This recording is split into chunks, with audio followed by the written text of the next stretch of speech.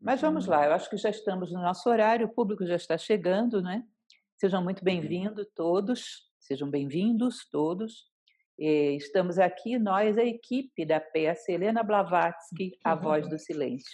Essa peça que eu gostaria que vocês conhecessem a história dela, vamos bater papo os três aqui, depois no final responderemos perguntas, portanto, se vocês tiverem perguntas, podem ir aí enviando, tem pessoas para irem anotando, tá? E hoje é 8 de maio. Na manhã de 8 de maio de 1891, na manhã, falece Helena Petrovna Blavatsky. Portanto, esse nosso encontro hoje é, sobretudo, uma homenagem a ela, a essa figura que foi tão importante na vida de todos nós, não é? Nós três aqui somos profundamente marcados Nossa. pela presença dessa personagem e por isso a homenagem. Essa peça ela foi muito especial porque ela foi pensada e trabalhada a três com uma ideia: amamos Helena Blavatsky, vamos homenageá-la. E isso foi o fio condutor de tudo que aconteceu. Bom, nesse iniciozinho, apenas para que vocês se situem, a gente vai fazer uma rápida apresentação. Eu acho que a maioria já me conhece, meu nome é Lúcia Helena, sou professora de filosofia em Nova Acrópole. Escrevo poesias, escrevo crônicas, mas jamais na minha vida havia pensado em escrever teatro. Até que me apareceram duas criaturas, chamadas Luiz Antônio Rocha e Beth Zalkman, que um belo dia me tiram ali aquele meu comodismo e dizem: vamos fazer uma peça de teatro. E eu falei: meu Deus, que loucura! Eu demorei alguns meses para poder conseguir acreditar que eu era capaz disso. Isso atrasou um bocado a história, porque para mim era insólita, era uma ideia insólita, mas ao mesmo tempo a ideia foi se apoderando de mim como uma coisa que eu não podia perder nunca a oportunidade de fazer. E nós inauguramos no ano passado, em novembro, em Fortaleza, e foi das coisas mais lindas que eu já vi na minha vida. Não vou esquecer nunca. Bom, então essa é a minha apresentação. Aí eu passo para a Beth Zalkman, a nossa Helena É, Blavatsky. Pode falar, Beth. vou falar preparando. Ela não vai vir agora, não. Eu sou a Beth Zalkman, sou atriz. Para mim é uma honra, um prazer fazer Helena Blavatsky. É um universo, né, para a gente mergulhar. E ela nos ensinou o tempo todo do projeto e ainda nos ensina até hoje. Era uma proposta que a gente ia iniciar, eu e Luiz, né, Luiz? Uma ideia que Luiz tinha tido. Quando a gente se deparou com os textos da Helena Blavatsky, a gente falou: acho que não vai dar para a gente sintetizar sem ter a profundidade de quem conhece, né, e de quem pode transitar por aí, no meio dessas palavras da Blavatsky, com mais tranquilidade do que a gente, porque cada parágrafo realmente era um mergulho para a gente conseguir entender. E aí a gente ligou para a Lúcia e teve esse grato encontro, né, de trocas. A gente sempre brinca que a gente ligava para a Lúcia para tirar uma dúvida e a gente tinha o prazer de receber uma palestra da Lúcia para explicar, às vezes, detalhes do que a gente não entendia. A gente levou 3 dias mergulhados, eu e Luiz, depois de recebermos o texto da Lúcia, para a gente conseguir trazer ele para o que a gente chama de uma embocadura teatral, né? Para trazer a dramaturgia. E a estreia em Fortaleza é realmente um caso à parte de emoção e de explosão dessa personagem que não vem à toa. Ela não paira por aqui à toa, ela não fala coisas que não sejam pertinentes, então realmente um mergulho e um prazer, né? Um prazer. E vou dizer mais uma coisa, hoje quando eu estava me vestindo, pouquinho assim para poder estar aqui presente, que prazer vestir para poder um personagem. Isso é a nossa vida, é a nossa alma de artista. A gente precisa disso. Então a gente tem que fazer isso com muita dignidade. É isso. Coisa mais linda, aquele pessoal aplaudindo de pé, aquele público imenso aplaudindo de pé, todo mundo com lágrimas nos olhos, inclusive eu.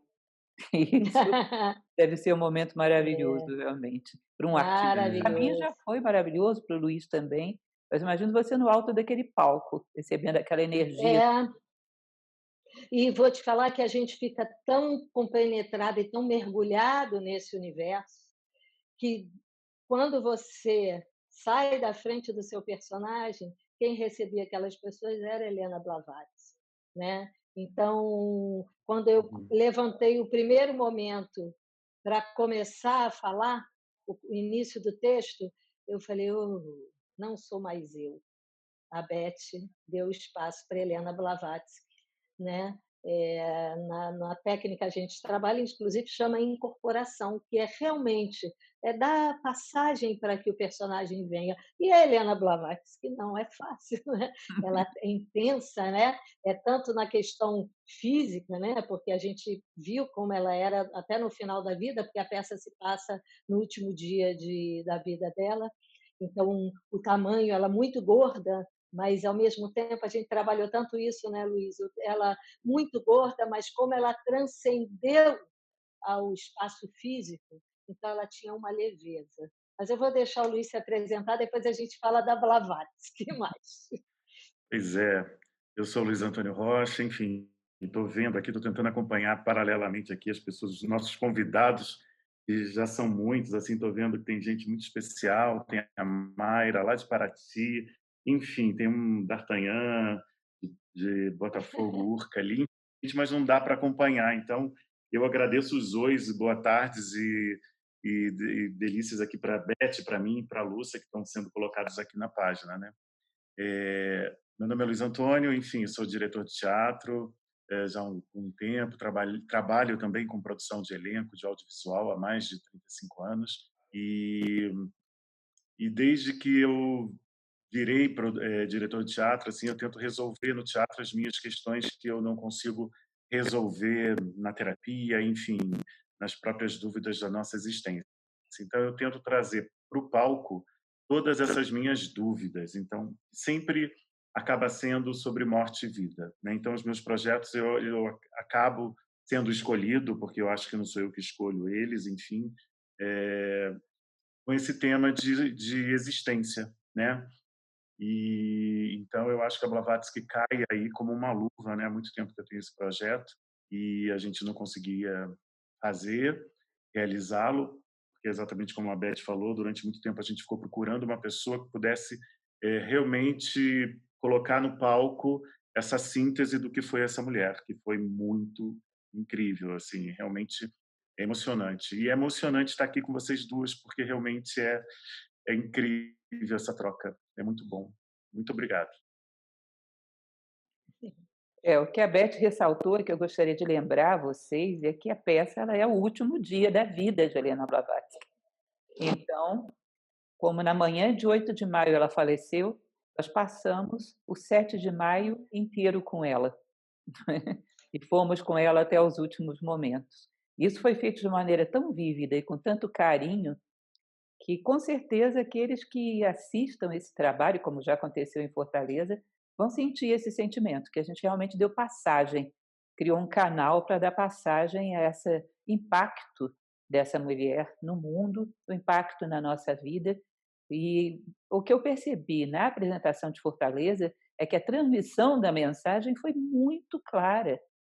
As pessoas se sentiram altamente impactadas, foi sensível, né? Nós conseguimos reproduzir a presença dela, mas ao mesmo tempo os nossos sentimentos por ela. E todo mundo saiu de lá Uhum. amando Helena Blavatsky. Isso foi uma experiência muito bonita. Não sei o que vocês Uhum. perceberam disso. Como foi para vocês a peça, especificamente aquela nossa apresentação de Fortaleza? Vocês podiam comentar para a gente?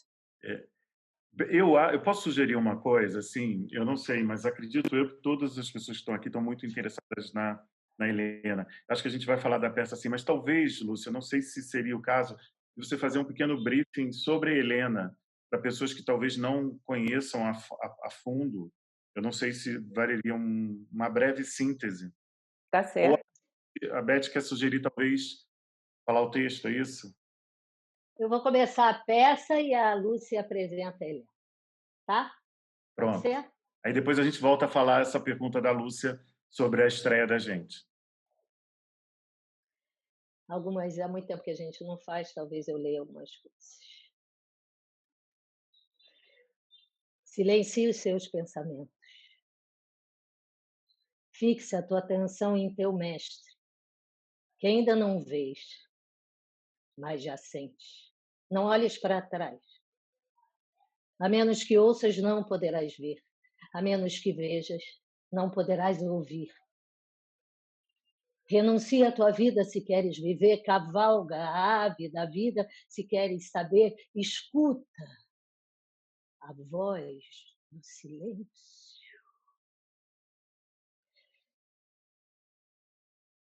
Isso te assusta. Hoje é dia 8 de maio de 1891, à beira do Festival do Besac. Sinto que o meu tempo de vida que me resta é muito pouco. Lembro da palavra do mestre. Prepara-te, pois terás que caminhar sozinha. A senda é uma para todos. Os meios para chegar às metas dependem de cada peregrino. O instrutor pode apenas indicar o caminho. Sou Helena Petrovna Blavatsky. Satisfação em conhecê-los. Que lindo. Lindo, muito lindo. Seja bem-vinda, Texto Helena de Petrovna. Lúcia, esse texto da Lúcia que a gente foi mergulhando em cada palavra. A gente sabe que esse é isso é da voz do silêncio, né, Lúcia? Mas a forma que ele foi se integrando. Vamos falar de Helena Petrovna Blavatsky. Sim, Helena nasceu em 12 de agosto de 1831, numa cidade que na época era a Rússia, Ekaterinoslav. Ela era filha da nobreza russa, não vou entrar em muitos detalhes, mas o fato é que ela sempre foi uma criança muito especial, uma criança atípica, tinha muitos dons e muito curiosa, mergulhava na biblioteca da sua avó, ficou órfã muito cedo e foi muito ávida por conhecimento. E desde adolescente ainda ela tinha sonhos como mestre. De uma certa maneira, a preparava para uma jornada em busca da sabedoria, em busca de uma grande síntese do conhecimento mais elevado que a humanidade já possuíra. O que ela faz, sobretudo, como ela mesma diz, parafraseando Michel de Montaigne, ela diz que dela não era nenhuma das flores que ela oferecia à humanidade. Ela oferecia um buquê, mas que dela era apenas o laço que as unia. Desfazei esse laço, se quiseres, mas nunca poderás atentar contra as flores. Ou seja, o trabalho dela já era prenunciado nessa idade como uma grande compiladora do que de melhor a humanidade teve. Compiladora e comentadora, como poucos na história. Helena Blavatsky, então, aos 18 anos se casa, não permanece muito nesse casamento, começa as suas viagens pelo mundo e encontra um dia esse mestre com quem ela sonhava nas ruas de Londres. E a partir daí ela começa a receber orientações desse mestre. Tem uma época da vida dela, exatamente mais ou menos de 1851 a 1868, que Helena Blavatsky anda por tudo quanto é lugar do mundo. Ela esteve no Japão, no Egito, em quase todos os países da Europa, América do Sul, região do Peru, México, Estados Unidos, Canadá, no meio de índios. Visita uma série de pequenas fraternidades que ainda detinham alguma coisa de sabedoria, ou restos mesmo de grandes civilizações do passado, recolhendo esse conhecimento por onde ela passa, até que num determinado momento, depois dessa grande andança pelo mundo, é importante perceberem, aí ela era uma menina que devia ter aí os seus 20 e poucos anos, 1851 a 1860. Imaginem nessa época, com os meios de transporte que havia e os preconceitos que havia, uma mulher andando pelo mundo afora sozinha. E foi isso que ela fez. Depois disso, ela faz 3 tentativas de entrar no Tibete, só consegue na terceira. Ela vai ser admitida e fica aí em torno de 2 a 3 anos. Em 1868, ela chega ao Tibete. E ela diz que entrou no momento em que os mestres aceitaram que ela entrasse. O Tibete é considerado durante muito tempo um local, pela altitude das montanhas, é considerado o teto do mundo, né? um local onde foi um dos últimos guardiões da sabedoria. Muito conhecimento antigo era guardado e transmitido aí, nessas escolas, nessas lamazerias tibetanas. E ela permanece no Tibete, tem um aprendizado muito grande e recebe uma missão, que é bem especial que a gente entenda o que era século XVIII do ponto de vista da humanidade. O mundo entrava numa era muito, perdão, século XIX. O mundo entrava numa 19. era bastante cientificista, onde toda a herança do passado de conhecimento era tida como misticismo vulgar. E ela entra com a ideia de trazer um pouco desse conhecimento antigo, legítimo e veraz, para o Ocidente, fazendo uma ponte. Ela entra com a intenção de não deixar que o Ocidente esqueça o seu próprio passado, perca o contato com as grandes vias de sabedoria do passado. Ela faz uma síntese desse conhecimento. Primeiro lança uma obra super audaciosa, em 1877, que é a Isis Sem Véu, que já causa um grande impacto, né? Depois, ela abre a Sociedade Teosófica em 1875, em Nova York. Depois disso, vai para a Índia, permanece na Índia de 1878 até 1885. Ela valorizava tremendamente o conhecimento da Índia, e não é para menos. Então, mora aí, reside e faz um trabalho muito especial. E depois vai para Londres, com algumas viagens por França, por Alemanha. E em Londres, a partir de um determinado momento, ela começa a redação da Doutrina Secreta, que é concluída, o primeiro e o segundo tomo, em novembro e dezembro de 1888. Ela morre em 91. Ainda depois disso, ela ainda consegue redigir, na França, A Voz do Silêncio, que é essa pérola da literatura mundial, e A Chave para a Teosofia. Falece, então, em 1891, pela manhã, próxima de completar os seus 60 anos de idade. Falece, parece que com o seu lápis ainda na mão. E se diz que ela deixa como mensagem: mantenham a união. Não deixem que minha última encarnação seja desperdiçada. Mantenham a união. Para mim é uma das coisas mais bonitas, exatamente essa mensagem final, e nós nunca precisamos tanto dessa mensagem final quanto precisamos agora. As nossas crises são, sobretudo, crises de egoísmo. Portanto, eu acho que mais que nunca a mensagem de Helena Blavatsky é atual. Bom, resuminho, eu acho que está razoável, né, Luiz? Falei demais? Maravilhoso, nossa. Ela Eu falou queria fazer uma demais. pergunta para você, Luiz. Explica para a gente, por que Helena Blavatsky? Como é que essa ideia surgiu na sua mente? Foi sua ideia? Foi da Beth? Como é que foi isso? Não, foi minha. Enfim, aos 30 anos eu tive uma crise muito grande existencial. E aí eu queria largar tudo e ser monge budista. E aí eu frequentei durante muito tempo, descobri o budismo e na época fazia uma terapia holística e fazia uma terapia convencional, uma psicanálise punk.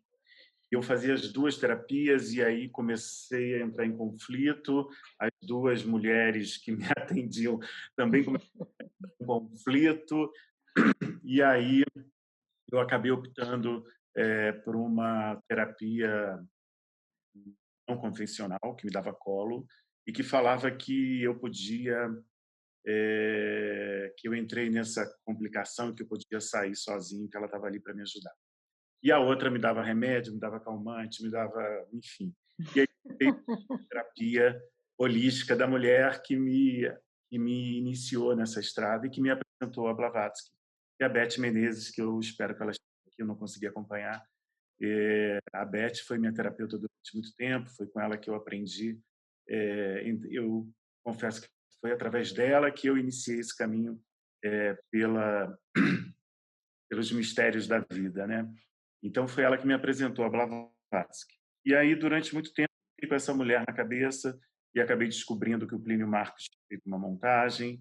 E aí aquilo começou a ficar no meu universo, né? E ficava ali, assim, eu acho que um dia eu ainda vou encontrar essa mulher, né? E aí ficava na minha gaveta dos meus projetos. E aí foi amadurecendo aquilo, eu comecei a fazer uma pesquisa sozinho, Não andei muito, li o texto do Plínio, achei que o texto focava muito a parte da bruxaria dela, da Blavatsky, mais como uma bruxona do que propriamente essa mulher que tem uma outra roupagem na nossa montagem, né? E aí ficou na gaveta. E a Beth, um dia aqui em casa, e a gente conversando sobre a vida, sobre projetos, né? O que a gente queria falar, tal. E aí eu tirei esse projeto da gaveta e falei: olha, é seu, vamos fazer? Ela falou na hora que sim. E aí a gente começou a busca por você. A gente não conhecia e você, enfim, você sabe como você já chegou, né? Que foi o Albini que faz cenários e figurinos, que me apresentou os vídeos da Nova Acrópole e falou: olha, eu acho que é a Lu fazer o texto. E foi através do Eduardo que a gente chegou até você. É. Interessante. Ele, então, que conhecia o meu trabalho, o Sim. Eduardo. Bom, eu sempre fiquei de te perguntar isso. Você já tinha me contado essa história? Não me recordava. Não deu Também não tempo. lembro. Não deu tempo. Acho que não. Beth, me diz uma coisa, que foi uma curiosidade que eu fiquei quando você estava apresentando aquela peça. Você passou por mim na minha frente, deve ter visto que eu estava super emocionada, né? Na verdade, eu estava eletrizada, eu nem mexia para não perder o momento.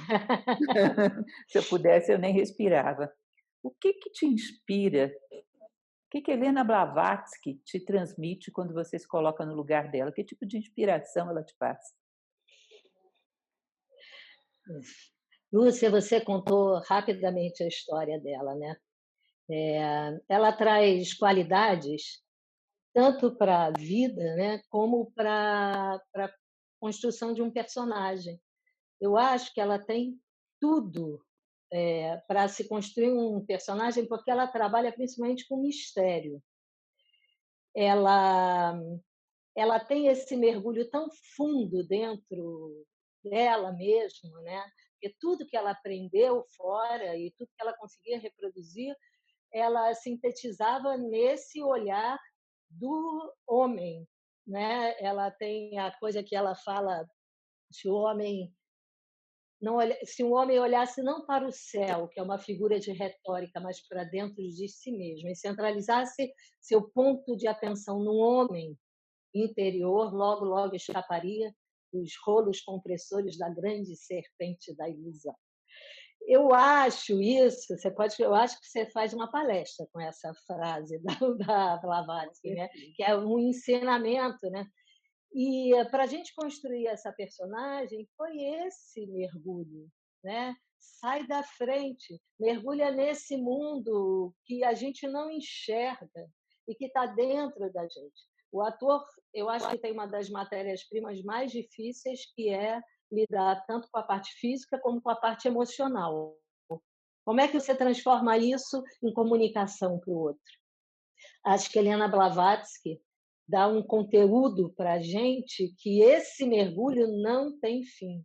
Eu lembro que um dos textos que a gente escreveu para programa, para essas coisas, eu lembro que eu tive uma reflexão que, para eu conseguir falar o texto da Blavatsky, eu tive que escutar a voz do silêncio, para saber como conectar com essa mulher tão grandiosa, não só pelo mundo afora, por tudo que ela viajou, mas esse universo interno que ela traz para a gente, que é enorme e não tem fim. Isso para o teatro é isso.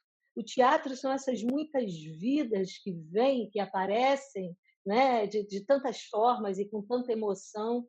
Quando eu passei por você naquele teatro, quando eu passei por cada pessoa, parece que eu lembro cada quase 1000 pessoas, né, que estavam na plateia. A gente conseguiu criar uma atmosfera naquele momento de tanta cumplicidade e de tanto respeito por aquela, tanto eu no palco como toda a plateia. A gente tinha um respeito por aquela história que só ali já se fazia um silêncio, já se já sabia que se pronunciava alguma coisa, do que a gente chama no mundo intangível, mas que chegaria e tocaria a cada um ali sentado na plateia. Para mim, aquilo foi uma emoção. Eu não esqueço o começo da peça para mim. Eu falei, Helena, vamos embora, vamos juntas, né? Vamos lá, porque o negócio é sério. Tem quase 1.000 pessoas me olhando. E quando eu saí dali, aí vem toda a emoção que ela sugere, né? E o mergulho, cada palavra. Eu vou ler uma coisa que eu adoro. Ela fala coisas lindas e ela fala. Posso falar Claro, uma claro. parte daqui que eu amo? É, tem uma parte no texto que é: lembro-me do afresco do pintor renascentista Michelangelo, a criação de Adão. Basta que Adão mova o dedo para tocar no dedo de Deus. E todo o processo de transmutação está instalado no mundo interno e externo. Preste atenção que eu estou falando de transmutação e não de mera transformação, que é sair da água para o vinho. Transmutação é sair de uma matéria para outra matéria, como do chumbo ao ouro, como faziam os antigos alquimistas. É deixar para trás a besta egoísta, instintiva e caminhar para o homem verdadeiro, o homem vitruviano, que toca com os pés a terra e com as mãos o céu da sonhada quadratura do círculo. Um pontífice pelo qual os mais puros e nobres ideais transitam do céu à terra, do metafísico ao físico. Para eu falar tudo isso como personagem, eu fico toda arrepiada até hoje, eu me emociono até hoje. A mensagem nela mesmo tem uma força, tem um sentido. A gente estava até comentando, né? É isso que a gente precisa agora. E isso é o teatro. O teatro é caminhar do físico para o metafísico, é tocar com os pés a terra e tocar com a mão o céu. E aí, dentro daquele palco, daquela estrutura, você cria o mistério, a magia, e chega até as pessoas. E o teu texto, Lúcia, eu não tenho como descrever. Não é, Luiz? É um mergulho que a gente teve que fazer para nos aproximarmos do seu texto, e através do seu texto a gente se aproximou, Helena Blavatsky. Eu que agradeço a vocês a oportunidade maravilhosa. Ser grata sempre, eu acho que esse é um fio que vai ligar a gente sempre, a oportunidade que vocês me deram. Mas é incrível como, juntando o nosso pessoal de apoio, tinha um pouco mais de 1.000 pessoas lá. E tinha momentos onde você ouvia o zumbido de um mosquito que passasse por ali. Tanto silêncio. Parece que as pessoas entraram no clima que ficou cerimonial em determinados momentos. Uhum. O respeito que ela impôs através de você é como se realmente tivesse trazido um pouco de Helena Blavatsky para aquele momento.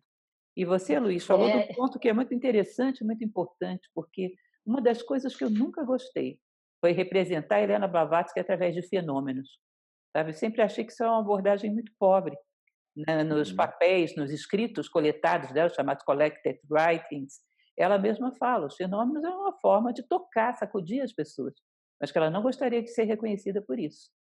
É uma amante tão intensa da sabedoria, uma amante tão intensa da verdade, tem tanta vida interior, que é muito pobre abordar a Helena Blavatsky através de fenômenos. E a gente conseguiu fazer uma peça onde não se fala de fenômeno nenhum em momento nenhum. É verdade. É verdade. Só a vida interior. É muito interessante. É muito. Pode falar, Luiz. Não, é muito interessante a gente ter chegado a essa conclusão, porque isso você falava muito disso o tempo inteiro, né? E eu e a Beth ainda tínhamos um lugar dos fenômenos. Durante muito tempo, a gente achou que a mesa ia subir, ia levantar, porque ela criava essas situações, né? Ela, enfim, como é que se diz? A maçã, tinha uma cena que ela parecia uma maçã. Ela transforma. Ela fazia aparecer objetos, né?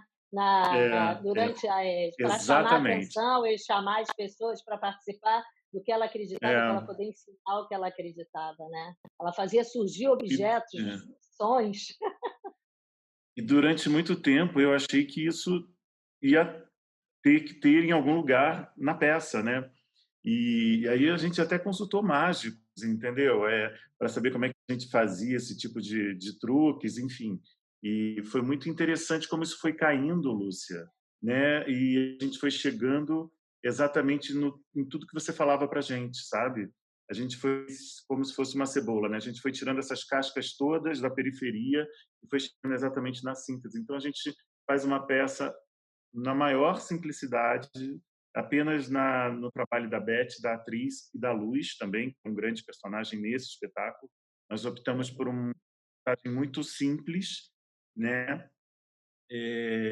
Então a gente só tem uma cadeira, uma mesa, um tapete, a Beth e uma super luz. Realmente a luz é um diferencial desse espetáculo que a gente achou que tinha muito a ver com o que a gente estava falando, né? Conta pra gente como você Luiz, encontrou o iluminador, o Fuji. Conta a história, Fuji. é muito bom. A gente estava numa reunião, né, Luiz? E aí eu e o Luiz, Ah, a gente falou, quem vai fazer a luz? O Luiz falou, eu tenho uma pessoa, Ricardo Fuji. Eu falei, adoro, eu tinha acabado de trabalhar com ele. E aí ligamos para o Ricardo numa conferência por telefonezinho, né, Luiz? Aí pode é continuar, me empolguei emocionante. na É. história. E ele Não, atendeu. essas coisas que assim eu já tinha conheci o Fuji porque fiz muitos trabalhos em TV com ele, né? Ele é um iluminador incrível. Ele trabalha muito com shows e TV, né? E cinema. Ele não tem uma pegada muito teatral, mas é aquelas coisas, né, Lúcia? Quando a gente entra na egrégora do trabalho, né? Daquilo que a gente se propôs a contar, as coisas vão caindo nas nossas mãos, né? Então, realmente, o insight do Fuji veio assim eh, de uma forma que eu não sei nem te explicar, mas Mas era ele. conta o episódio quando ele atendeu lá, o que foi que aconteceu? Então, Quando nós, Esse ponto que eu é, gosto. quando nós ligamos para ele, a gente falou, Fuji, a gente tem uma proposta para te fazer, iluminar a Helena uma Blavatsky. roubada, né? Porque eu não, É uma roubada. né, Aí ele Luiz? É foi uma andando roubada. pela casa Não tem dinheiro. com o celular, que a gente estava numa videochamada no telefone. Ele foi andando pelo celular, foi até a mesa do escritório dele, pegou. Qual era o livro? Não era a Voz do Um Silêncio, livro. Doutrina A Doutrina secreta. Secreta. Doutrina Era a Secreta. Doutrina Secreta. E pegou e fez assim. É isso que vocês querem? Aí a gente não. Não, e ele falou: esse é meu livro de cabeceira. Ele andou pelo menos 2 minutos em silêncio. A gente falou: e agora? Ele não vai aceitar. O que aconteceu? E ele em silêncio, com aquele telefone, e a gente atrás, até que ele chega ao lado e pega o livro. Esse é meu livro de cabeceira. Pronto, já foi. Queria falar do cenário, é, que são todas as coisas muito significativas.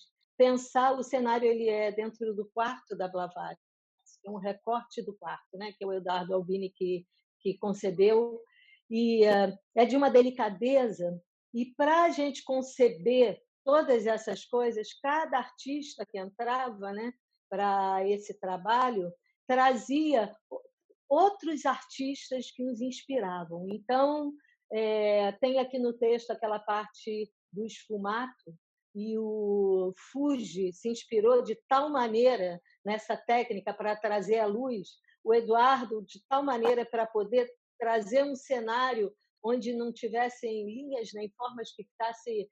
Esse é o quarto da Blavatsky, não tem essa ideia, tem um pedaço dali daquele momento.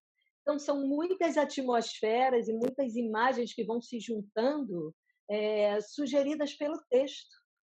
E porque quando você vai lendo para estudar, você vai vendo imagens, né? Para o ator, para o diretor, para a Lu, para todos, né? O Luiz, como diretor, vai orquestrando essa obra-prima, que eu acho que toda peça de teatro é uma obra-prima.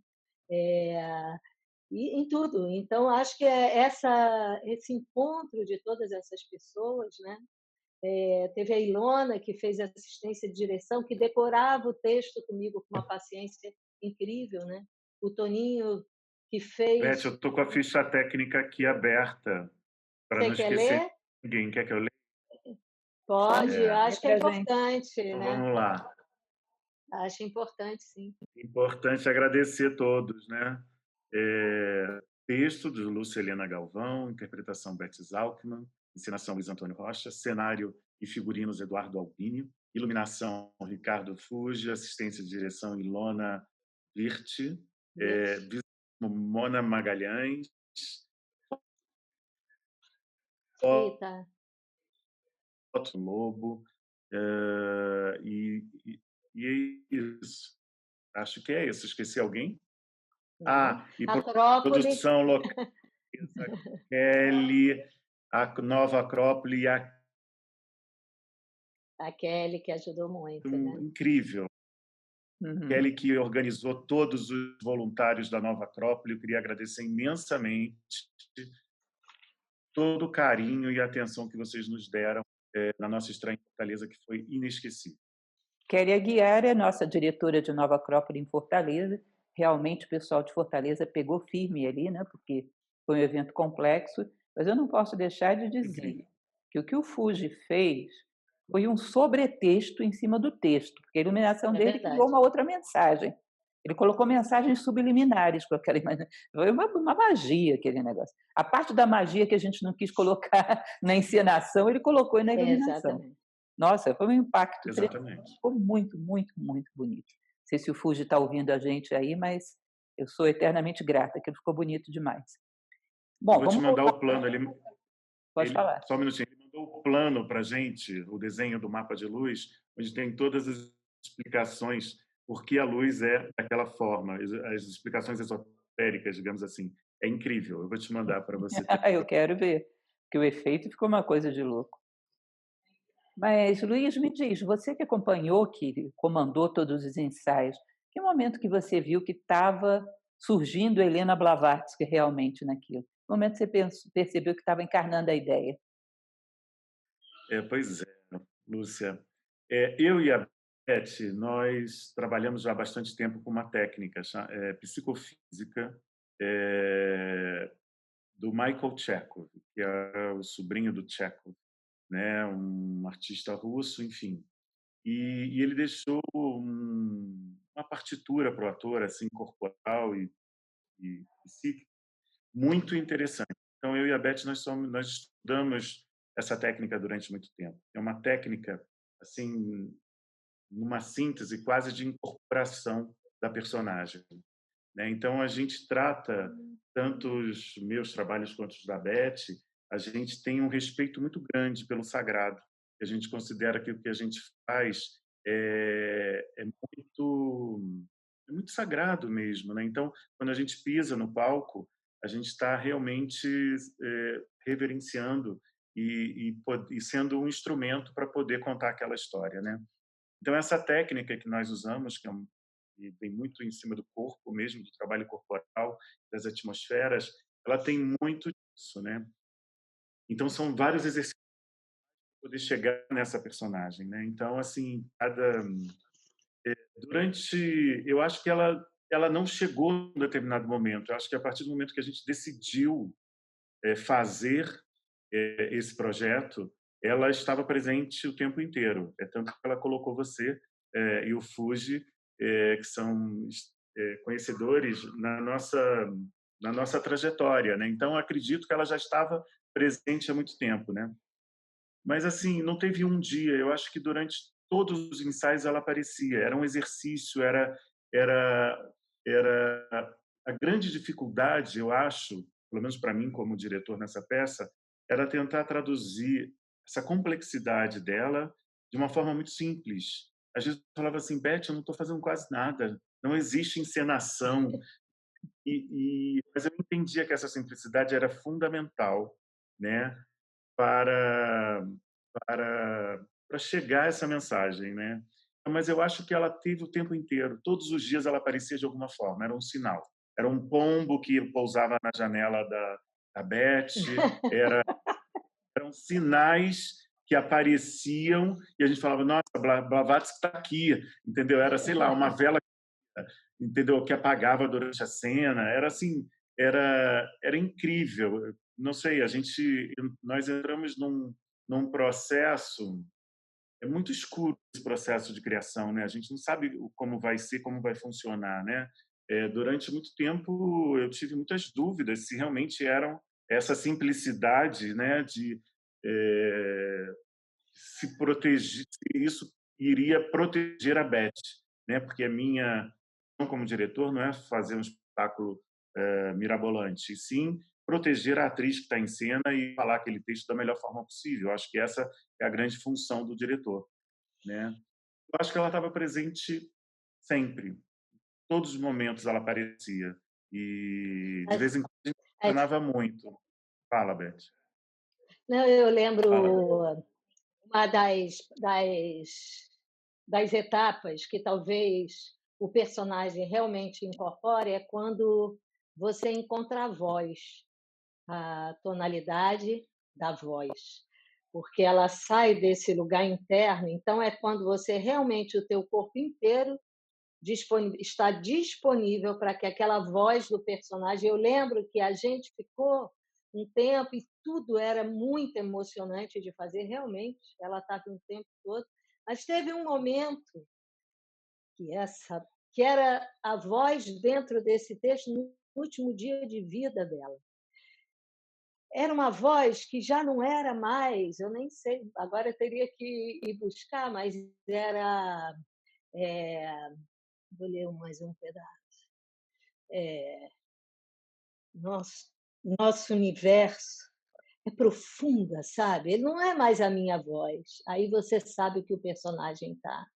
Vou ler até isso aqui para vocês. Nosso universo é apenas um em meio a um infinito número de universos, todos eles filhos da necessidade. Porque na grande cadeia cósmica de universos, cada elo se acha numa relação de efeito com referência ao antecessor e de causa, com referência ao sucessor. Lúcia, eu posso te falar, esse é da Isis Sem Véu, né? É um trecho. Esse pedaço, a gente ficou mergulhado nele, e vou te falar a dificuldade para decorar, porque ele é de uma profundidade, é que dá essa ligação e nesse mundo todo, né? Estamos todos juntos, né? E um depende do outro. Falando agora desse momento, né? Como um depende do outro. Só esse momento, quando a voz vem para falar isso, que é da Blavatsky, falar o seu texto tem que ser com a voz da Blavatsky, porque para falar com você, é melhor você falando e dando as suas palestras maravilhosas, né? Porque aí é uma construção de conhecimento, mas para falar esse texto tem que estar essa personagem muito presente, né? Acho que é isso. Uma outra coisa que eu gostaria que você já se adiantou, que é exatamente falar dessa mensagem de Helena Blavatsky para a atualidade, que é uma coisa fortíssima, né? De tudo que a gente viveu, porque na verdade isso foi muito mais do que um preparo de uma peça, isso foi uma vivência coletiva. Nós É compartilhamos verdade. muito bonitos. E o que eu percebo é que aquela ideia do mantenham a união, nada há superior à verdade, é um caminho tão forte para puxar o ser humano para o centro, para ter uma chamada a ocupar o seu lugar como ser humano, né? Uma chamada para encontrar o caminho rumo à unidade, porque na própria Voz do Silêncio, Helena Blavatsky diz, quando ela descreve lá o livro dos preceitos de ouro tibetano, que o maior mal do mundo, segundo essa tradição tibetana, é a heresia da separatividade. E se nos acharmos separados, quando na verdade somos um só. E só um corpo louco acharia que o mal de um membro do corpo poderia ser bem para o outro. Só um homem louco pode achar que o mal de um ser humano pode ser bom para a humanidade. Essa ideia sistêmica, somos um, mantenham a união, mantenham a consciência dessa unidade. Quando ela fala mantenham a união, para mim é muito mais do que simplesmente se manter fisicamente junto É. com os outros. É manter essa consciência da unidade e de que a única evolução possível é rumo à unidade. E não é que nós estamos numa crise clara, que para mim é um esgotamento de patamar. Isso não é simplesmente um problema, isso é um esgotamento de um degrau, é hora de crescer. E eu acho que o principal elemento que contaminou esse degrau onde nós estamos é egoísmo, é um individualismo selvagem, é um momento que só sairemos dessa juntos. Se não desenvolvermos um nível maior de solidariedade, eu não sei como sair dessa. Então, para mim, me parece muito, muito atual. Sempre foi, Mas, nesse momento, lembrar de Helena Blavatsky com esse amor profundo à verdade, esse amor profundo à sabedoria, que é uma outra coisa que eu gostaria de destacar. Eu sou só uma filósofa, não sou esoterista, não sou ocultista, não sou nada. Mas a filosofia é amor à sabedoria. E esse amor profundo, esse compromisso com a sabedoria e com a verdade, faz de Helena Blavatsky um vetor de impulsionamento da nossa consciência, porque se ela ama tanto, você, ao ver o mundo pelos olhos dela, começa a amar também. Considerar que é um referencial fora do comum, a busca da unidade, a busca da verdade. Então, para mim, é uma mensagem atualíssima, a gente escolheu a dedo a hora de fazer. Não sei se É vocês incrível. gostariam de comentar alguma coisa sobre isso. Sim, sim, eu acho que quando a gente ia estudando, quando chegou na heresia da separatividade, a questão do egoísmo, eu falei: é isso. A gente está vivendo o auge do egoísmo mesmo, né? E ela sempre propõe coisas, né, Lúcia? Ela propõe um mergulho interno, ela propõe que as coisas não estão separadas, que elas são uma, que ela fala aquilo que ela traz do fio de Sutratma, né? Que depois você podia falar, que você vai falar muito melhor do que eu, mas que é linda a mensagem, que é como um Mas colar de fala da pérolas. frase do edifício. Fala a frase do edifício. Ai, é essa coisa que ela fala, o egoísmo é um edifício humano cujas portas e janelas estão totalmente escancaradas para que toda espécie de iniquidades possam entrar na alma humana. O valor da alma humana, de ser humano, isso é maravilhoso e é incrível, e eu vou destacar a voz do silêncio.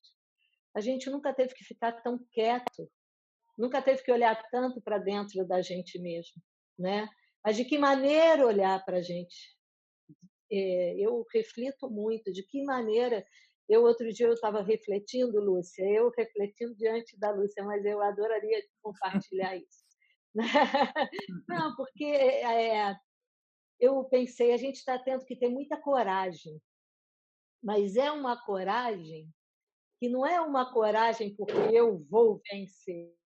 É uma coragem de olhar uma realidade, é uma coragem de acreditar na gente mesmo, é uma coragem de poder perceber o outro na sua diferença, é uma coragem. A gente está tendo que ter coragem para viver esse momento, de fazer esse mergulho, de ficar quieto. Escute a voz do silêncio, contempla. Né? Quantas vezes a gente está contemplando? Eu não faço live igual você, Lúcia. Toda hora a Lúcia está alimentando a gente, né? E realmente é incrível, né?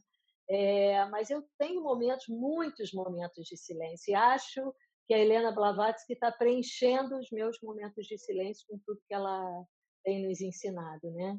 O egoísmo, ela fala, nada pode afetar um homem ou ao mundo, né? Ou a humanidade, nada pode afetar um país ou um homem sem que afete a todos os lugares. Nada afeta uma coisa só. Tudo afeta todo mundo. É muito moderno, não é? É muito quântica, não é, Lúcia? Ela é muito à frente. E mais uma coisa que ela me ensina e que eu acho que é importante.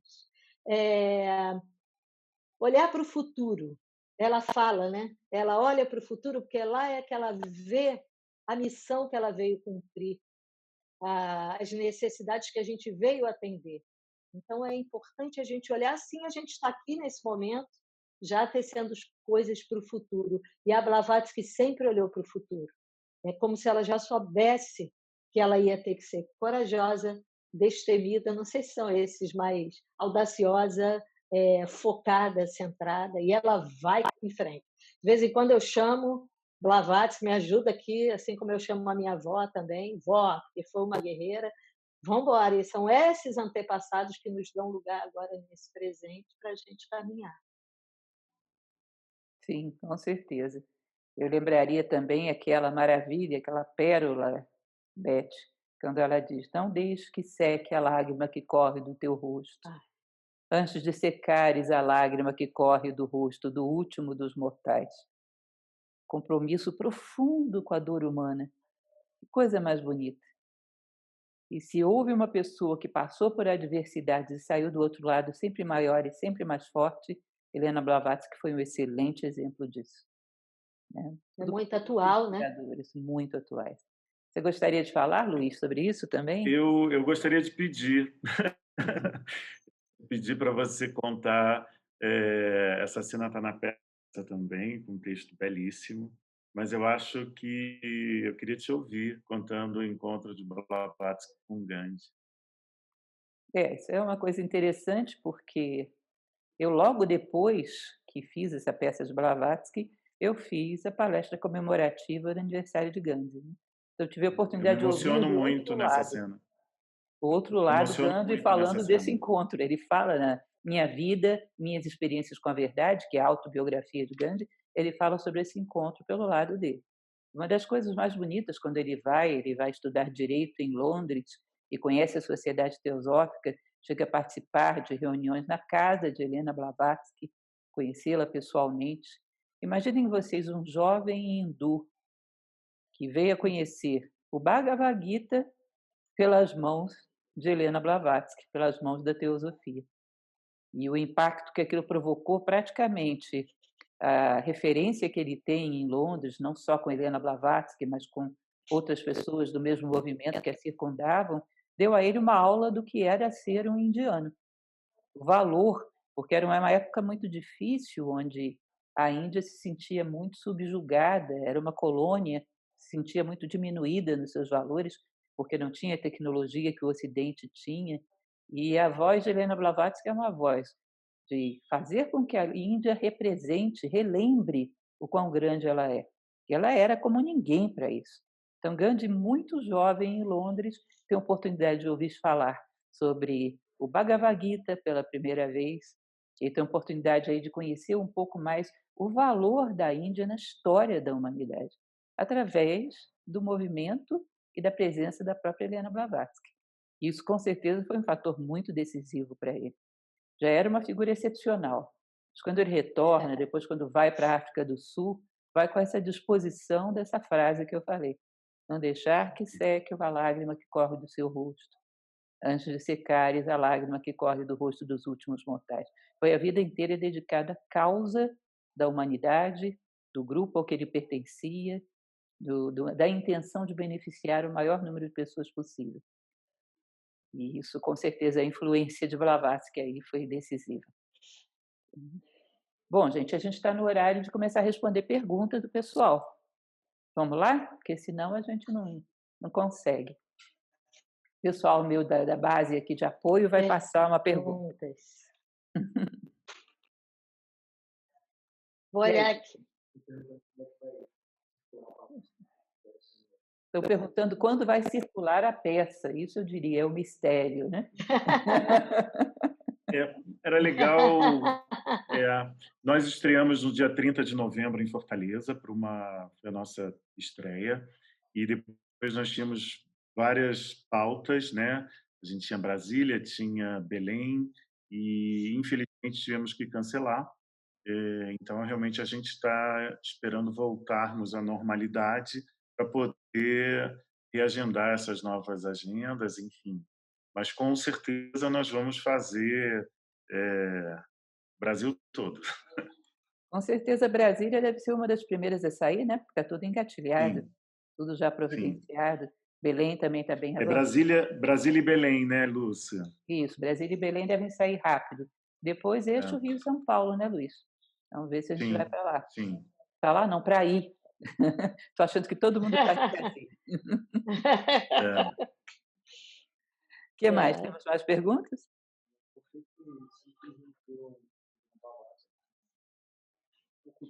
Como é que é? Por que vinculam sempre Helena Blavatsky com o ocultismo, com magia, e não com a sua sabedoria?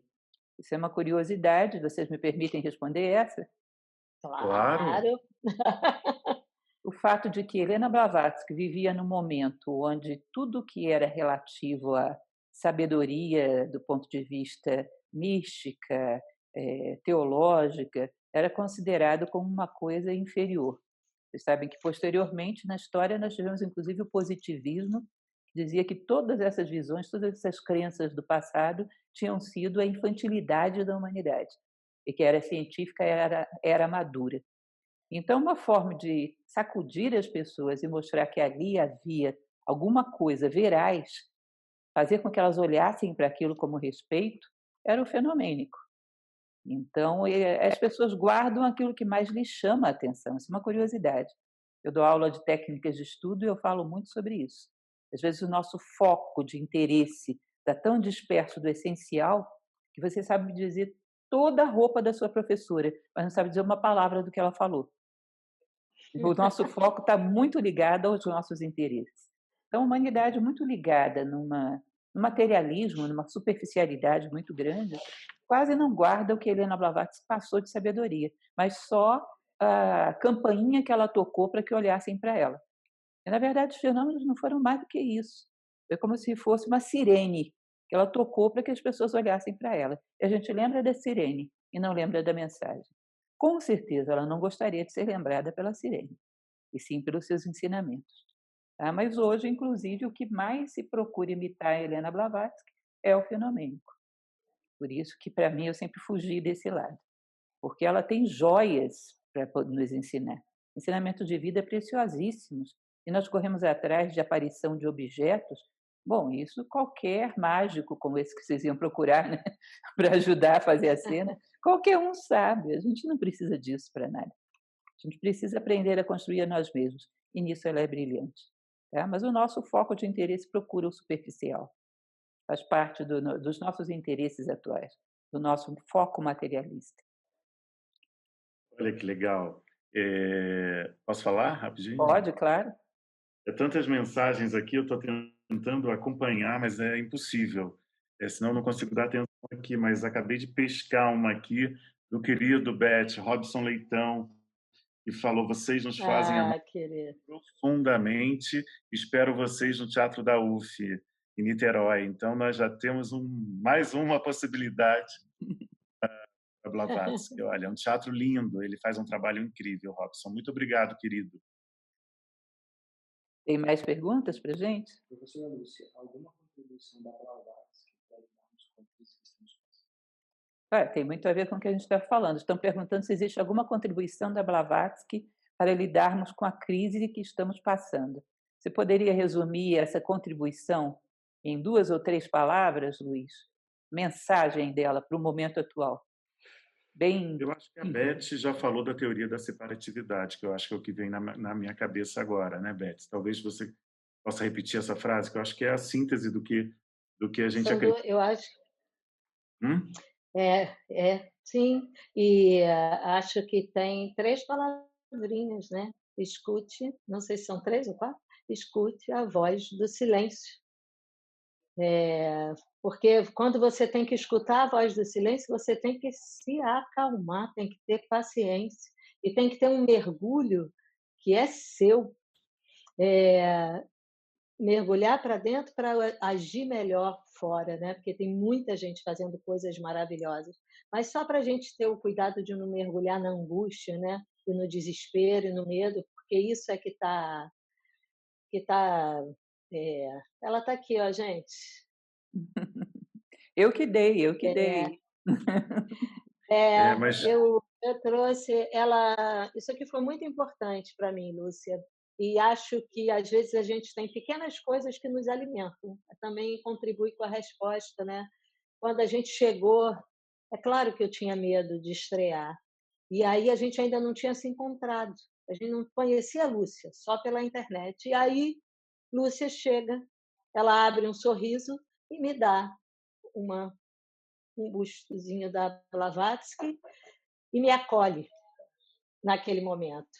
E ali me deu uma confiança tão grande, sabe? Eu estava com toda a nossa equipe querida junta, e aí já tínhamos sido muito bem acolhidos lá em Fortaleza, e aí eu acho que é isso, acolhimento, escutar a voz do silêncio, olhar para fora, ver o que é possível fazer, tanta gente fazendo tanta coisa, e não deixar o medo ser maior do que a gente, né? Para a gente não ver. Complementando um pouco o que vocês disseram, eu falaria de vida interior.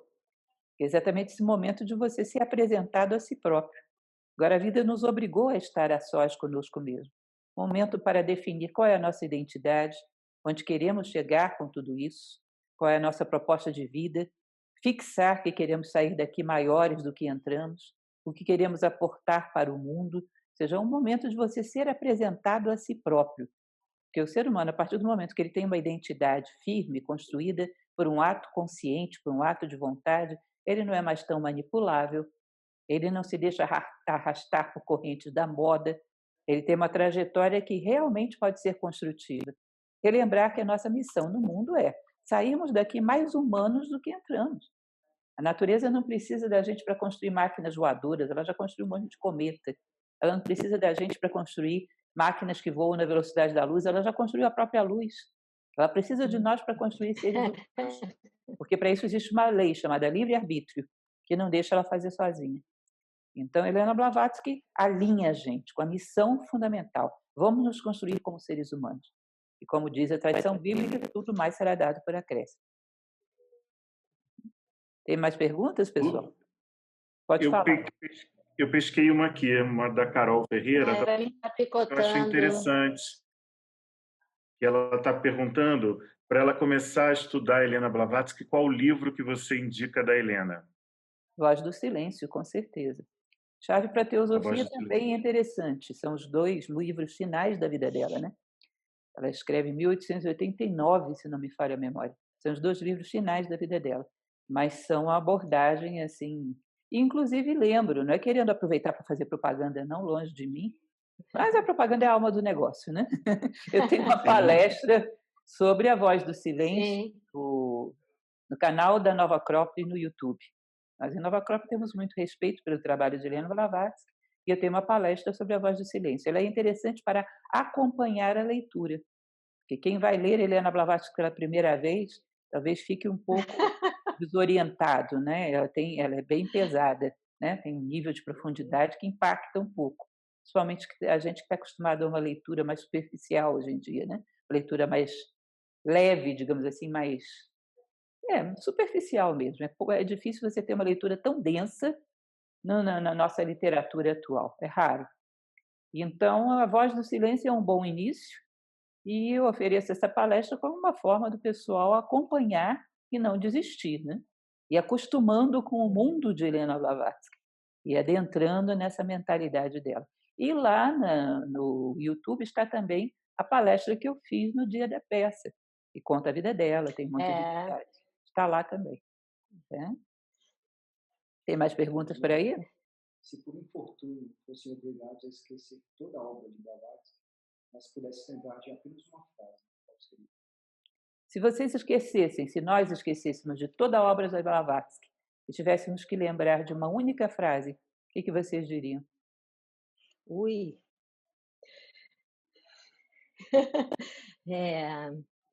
Eu acho que o meu maior aprendizado tem a ver com a questão do egoísmo.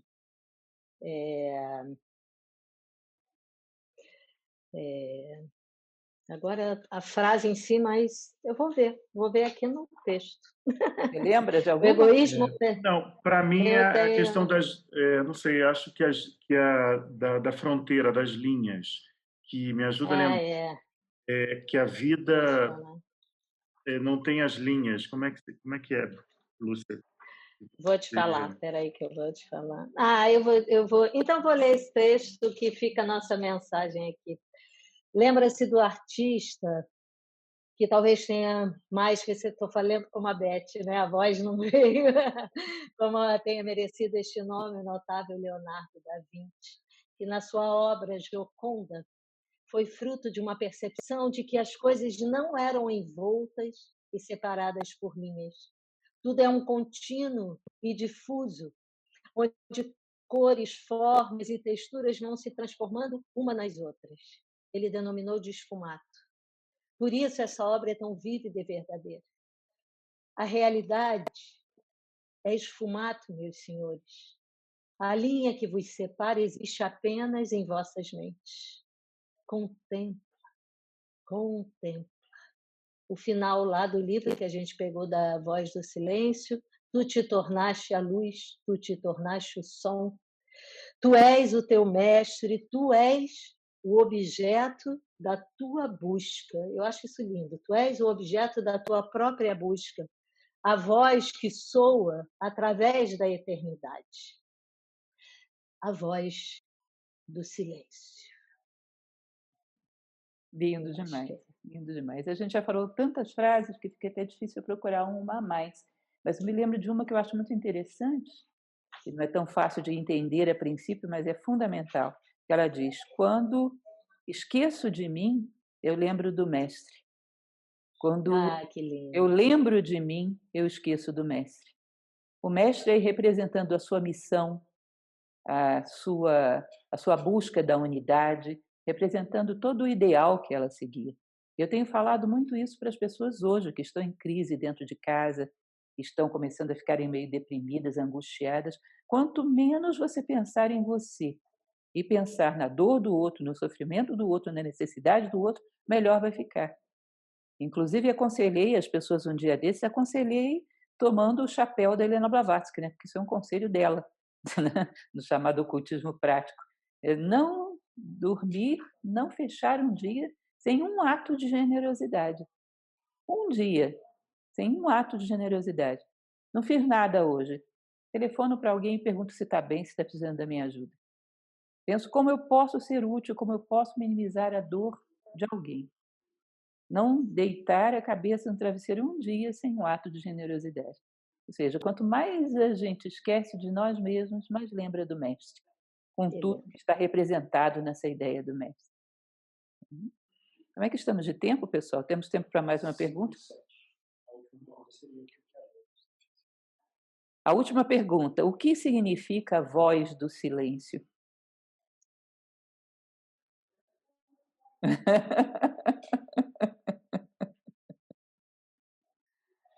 Pode responder, Lúcia. Não, eu já fiquei quieta. Imaginem Sabe vocês. uma coisa que. Pode falar. Não, pode. Não, fala, depois eu falo. Imagina. Por favor, Lúcia.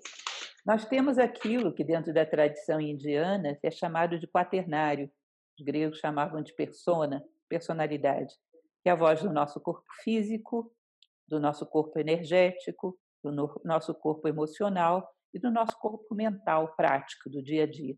Isso é o chamado quadrado da personalidade, a matéria. É essa máscara que utilizamos para vir ao mundo. É a máscara que o ator entrava no palco no teatro grego. Mas por trás da máscara existe o ator, que é essa essência, essa centelha divina que somos realmente nós e que está com essa vestimenta externa. Mas essa vestimenta externa não foi feita para abafá-la, foi feita para representá-la no mundo. É como o taoísmo diz, que as sombras nasceram no mundo porque o homem se tornou opaco. É como se você fosse um cano de bambu, que se ele tivesse desobstruído, entraria a luz e chegaria a luz. Chega a sombra porque você está obstruído. Então, nós invertemos o jogo e deixamos a inércia do nosso corpo físico, a avareza do nosso corpo emocional, a adrenalina pura dos nossos sentimentos e a mente, a curiosidade descompromissada da mente concreta falarem o tempo todo. De tal maneira que se a voz interna dessa tua essência está falando aí, você não consegue ouvir, você não consegue reconhecer.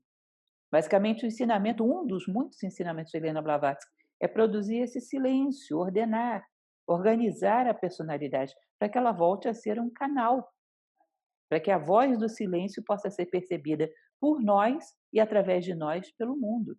Nós viemos aqui para dar um recado, e nós somos um canal para que essa voz chegue ao mundo.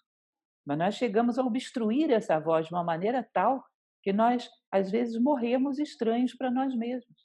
A voz do silêncio é a voz do nosso eu interior, da nossa essência divina, dessa centelha. É como se você imaginasse que a mão divina veio ao mundo para fazer alguma coisa, mas ela precisava de uma forma material para vir ao mundo.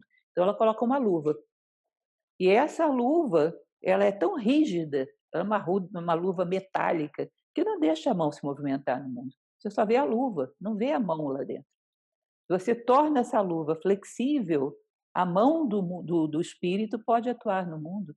A mão da nossa essência divina pode dar a sua marca ao mundo, pode dizer a que veio.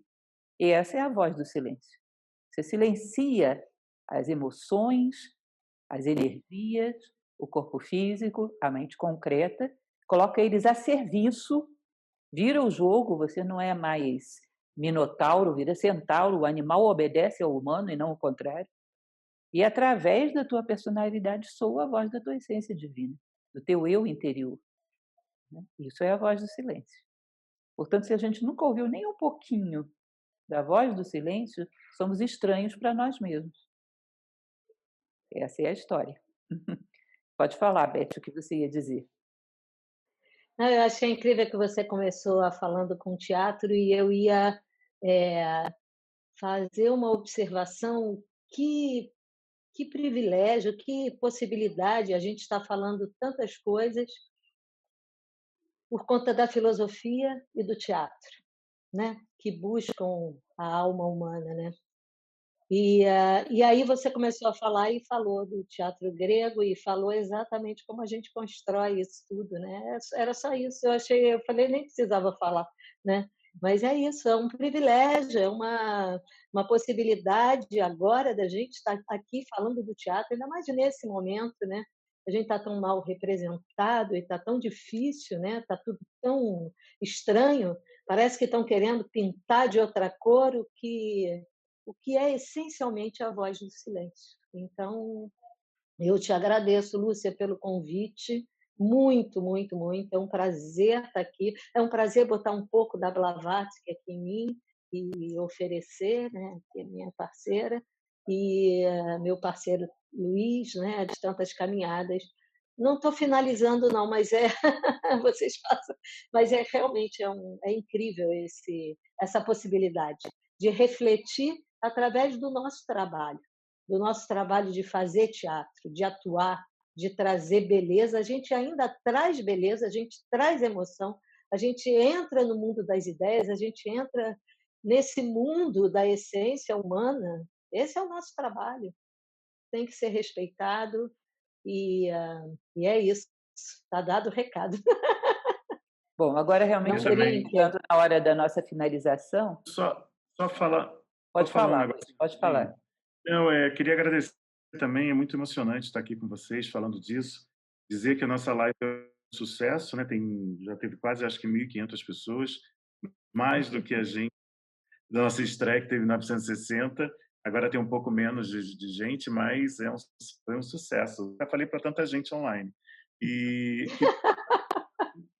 Não, eu esqueci de uma pessoa da ficha técnica. Queria agradecer o trabalho do Sandro Rabelo, que foi o nosso da estreia, que fez um trabalho incrível. Queria agradecer, Sandro. Você está com a gente também. Eu também agradeço. Agora, realmente, nosso tempo está afindando. Eu gostaria que já falamos com o público, já agradecemos. Para encerrar, nesse 8 de maio, uma palavra ou duas que vocês gostariam de falar a Helena Blavatsky, como homenagem para a aniversariante do dia. Quer dizer, é o aniversário da morte dela e não do nascimento, né? Mas não deixa de ser um aniversário. A gente finaliza a peça falando da flor de lótus, que era um símbolo muito importante para ela, e ela pede para que esse dia 8 de maio de 1891 seja lembrado como o dia da flor de lótus branca. Então, emoções dos artistas. Me comprometo a lembrar de Helena Petrovna Blavatsky nesse dia 8 de maio, como o dia da flor de lótus branco, que atravessa o lodo, a água e o ar e se abre ao sol com suas pétalas incólumes, sempre uma fiel buscadora da luz. Eu adoraria ter esse compromisso e estou me comprometendo. Quero ser uma buscadora da luz. Eu não sei, eu acho que eu vou repetir as palavras da Beth também. Eu agradeço muito, muita gratidão, né, por ela, né, por esse legado que ela deixou, é de uma importância muito grande. É muito emocionante lembrar de todo o processo, lembrar do que a gente estudou e estar aqui com vocês é muito forte para mim. Eu agradeço imensamente a oportunidade e, sei lá, eterna gratidão.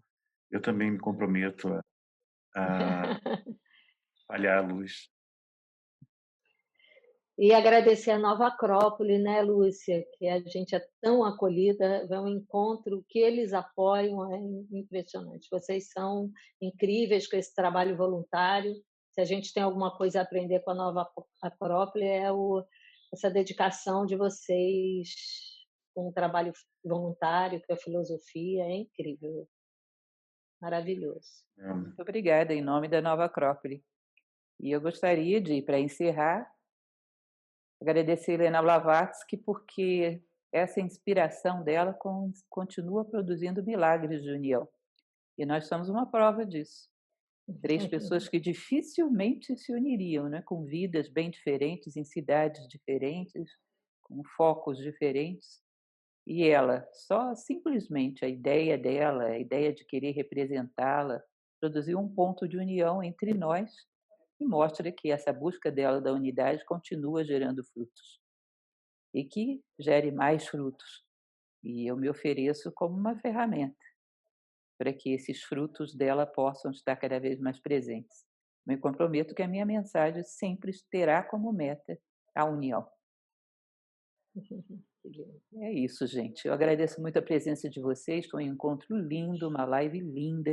Eu espero que todo mundo que participou tenha gostado. Agradeço a todos que estiveram presentes e a gente continua se falando. Um abraço grande nos dois. Muito obrigada, Beth. Muito obrigada, Luiz. E um bom final de 8 de maio para vocês. Muito obrigada. Um beijo. Obrigada, um beijo. Até mais. Até breve. Se cuida. Até breve.